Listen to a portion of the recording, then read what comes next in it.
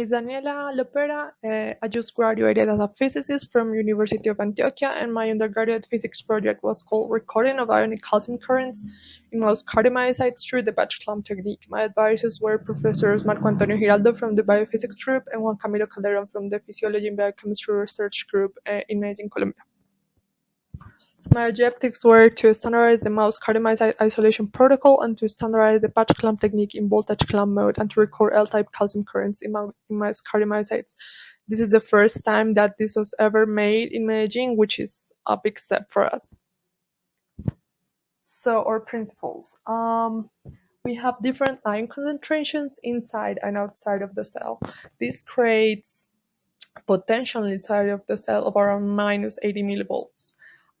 These concentration gradients can be altered by allowing ions to pass through the membrane thanks to the existence of ion channels. Let's keep in mind that ions are charges, and if those charges move, they create a current. So the basic principle that we use in patch is Ohm's law. We basically have a cell, a cell membrane which has a certain resistance. We have a way to control the voltage to each side of the membrane. Therefore, we can measure the current in response to those voltage changes. For the isolation part, we use Swiss Webster mice. And we use the Langendorf inverse perfusion technique, which consists on removing the heart from the animal and perfuse it via the aorta with with calcium-free thyroid solution, and then with enzymatic solution to degrade the junction between the cells. For this method, we sacrifice the animal by cervical dislocation. We dissected the heart. We put it in the serum microscope. We cannulate it through the aorta. We clean the vessels with thyroid's calcium-free solution.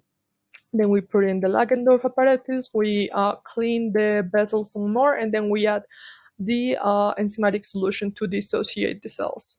We leave it there for about 20 minutes, and then we mechanically dissociate the tissue and restore calcium. Here is an example of very low survival rate. These cells are dead. They appear rounded instead of large, or instead of rectangle and bright as the lives.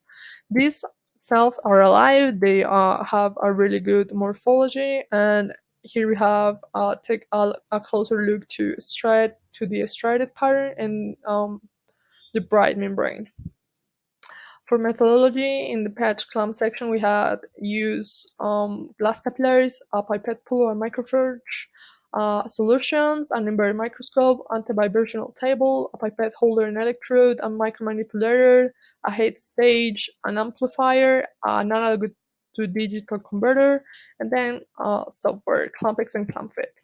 For our results, for the micropipette fabrication,